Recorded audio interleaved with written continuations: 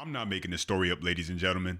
The Minnesota fraud scandals just got even worse because now one of the suspects in a massive Medicaid fraud case has reportedly vanished after missing court. And this is not some small case. He was one of the individuals who not only committed fraud, stealing millions of taxpayer dollars, but was also caught before, shut down, started back up just under a different disguise, and kept stealing taxpayer dollars. And now he's apparently missing, and they're saying he has fled the country, and you won't believe how he was able to do so. And so we got to break it all down. As always, if you do enjoy the content, make sure you smash that thumbs up button. That's the very best way to let me know and to stay locked in with the future videos. Subscribe to the channel. Let's get into it. A major Medicaid fraud trial in Hennepin County is now canceled after the defendant disappeared. Authorities are searching for Abdi Rashid Saeed, charged for his role in an $11 million scheme. And as Lou Ragoose is here to explain, all it took was $150,000 to avoid the consequences. Lou? Julie, it was a bail amount lower than prosecutors wanted, and it came with no guardrails. Abdi Rashid Saeed had his passport and technically no travel restrictions. Part of our culture to help people. Abdi Rashid Saeed is the original personal care assistant company fraudster who stole taxpayer money while claiming to operate out of this mailbox at an office on Central Avenue in Northeast Minneapolis. After he was convicted in 2021 and ordered to have nothing to do with companies that receive Medicaid money, other PCA companies took his place at the Central Avenue office, and Saeed started receiving checks from them. Were those checks for employment for you, Mr. Saeed? No. What were they for? Loans. At a probation violation hearing, Saeed claimed the checks were loans, including to pay back his restitution in the first fraud case. Investigators didn't buy it, and they charged Saeed, along with the owners of the other PCA companies, of racketeering, a conspiracy to steal $11 million of taxpayer money, uncovering text messages between them saying things like, "I'm going to overbill the hours." No, Your Honor. Our culture is we trust one another. Prosecutors also charged Saeed with perjury, and his trial Monday was set to be the crowning moment in the state's long investigation. But according to multiple sources, he has instead successfully fled the country. How? He had no travel restrictions.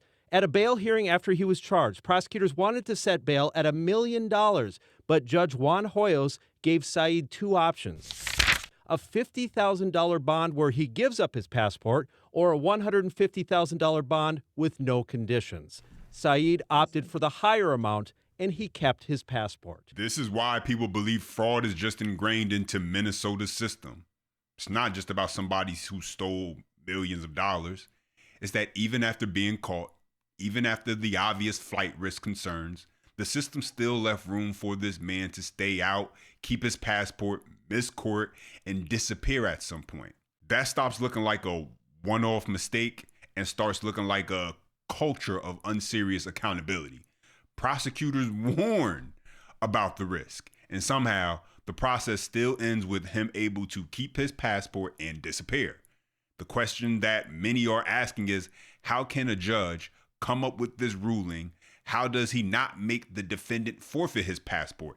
And so with more on that, let's check out this clip.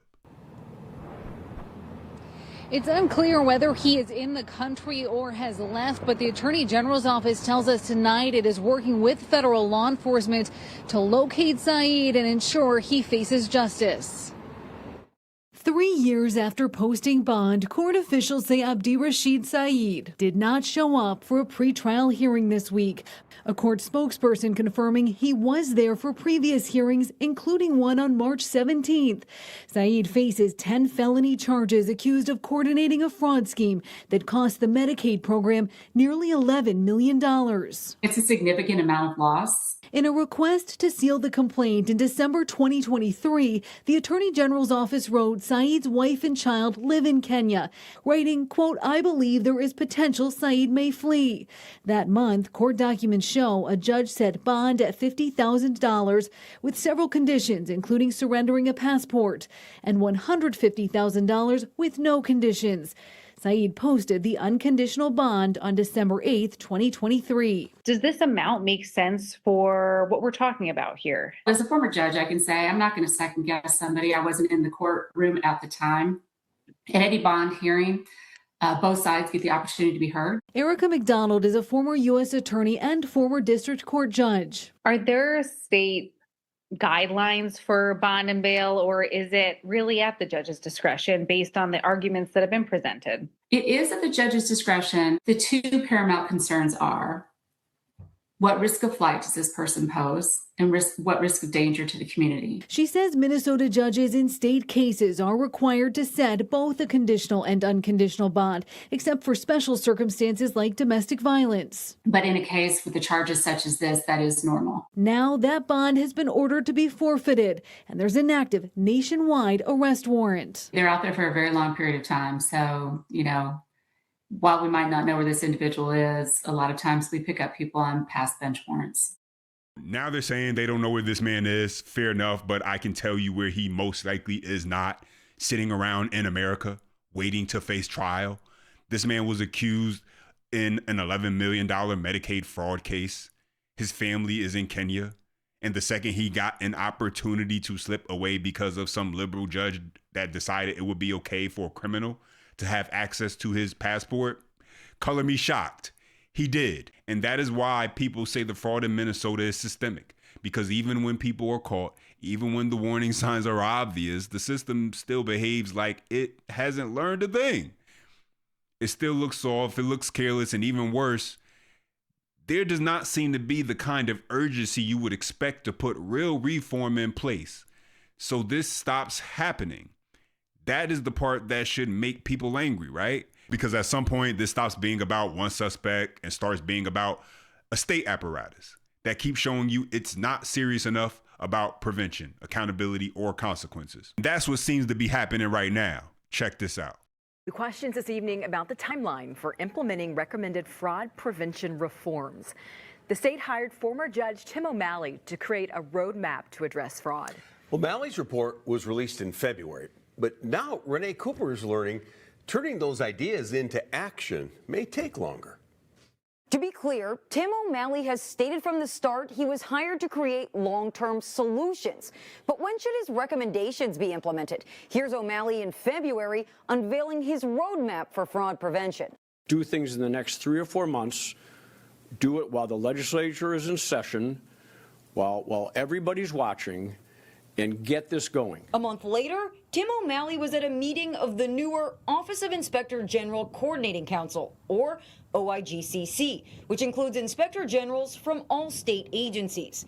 State officials argue the meetings are not public, so I requested the minutes, which reveal during that March discussion of the roadmap, quote, emphasis was placed on taking a long-term approach. Do you see this as a shift in approach? I'm shocked to hear that's what was stated in the minutes. That's Fraud Prevention Chair Kristen Robbins. Like, this is not rocket science.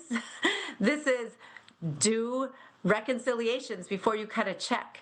Make sure that you've verified eligibility before you let the money out the door. And so basically what you got is the state hires a judge to create this big reform blueprint, rolls out in front of the cameras, talks tough and pretends they're finally serious about cleaning this mess up. But behind closed doors, it's the same old game, dragging their feet, slow walking reforms, and moves with no real urgency at all.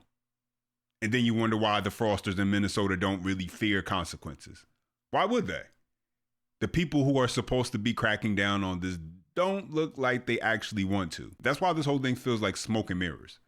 Public theater out front, backroom handshakes, and private. And while all of this is happening, new fraud cases keep surfacing in Minnesota. Check it out. An Anoka County couple is being accused of defrauding more than $800,000 from publicly funded programs. So investigators say that bank records show large amounts were spent on luxury items and international travel. Our So Young Kim joining us now with a closer look at this case and what happened. And So Young, authorities say that this investigation actually goes back years. That's right, and according to the court documents, the couple is accused of filing false information to receive these funds dating back to 2018. Newly filed charges against an Anoka County husband and wife accusing the duo of public assistance fraud. Both 52-year-old Mohammed Metwali El Shazli and 63-year-old Magda Mahmoud El Sagar are facing 1 count of wrongfully obtaining assistance and 1 count of perjury under oath. According to the criminal complaint, investigators say between August 2018 and November 2025, the couple and their 4 adult children received public benefits from Anoka County's Department of Human Services in the form of medical assistance. They also received SNAP benefits for portions of 2020, 2021, and 2022. The Minnesota Department of Children, Youth, and Families sent a statement on the matter that reads in part, quote, DCYF is committed to program integrity and responsible stewardship of public funds. We have a culture of compliance and continuous improvement where we're always looking out for fraud, waste, and abuse. Fraud, waste, and abuse continues to be rare in SNAP. Out of respect to the legal process, DCYF does not comment on pending litigation.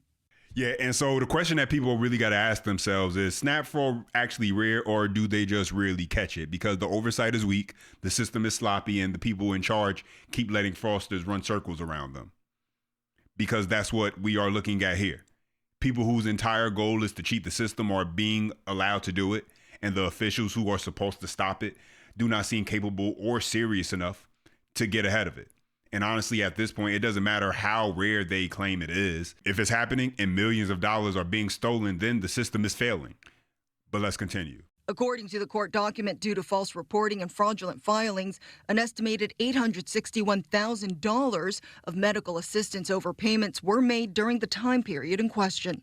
Investigators say despite claiming their only assets were a checking account with $200 and a single vehicle, authorities uncovered 17 cars and a business account with an average cash balance of $30,000. Plus, investigators cite credit card statements including more than $50,000 spent at a jewelry store and $7,000 spent on travel. Yeah, and so there you have that. I don't think it's a rush to get much done, especially under Tim Walz's watch. Smoke and mirrors and continuing to say one thing in the public versus what they actually do seems to be the running gimmick going on in Minnesota right now that they're allowing to happen while, yes, fraudsters continue to basically, I wouldn't even say steal money from underneath the nose of the government, because at this point it's not. It's in plain, blatant, clear sight, and it's happening.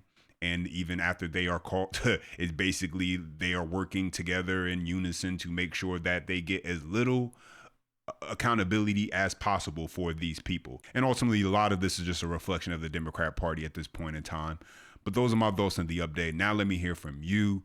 Drop your comments down below. As always, you enjoyed the content, smash that thumbs up button. Best way to let me know. Subscribe for more videos. And as always, until next time.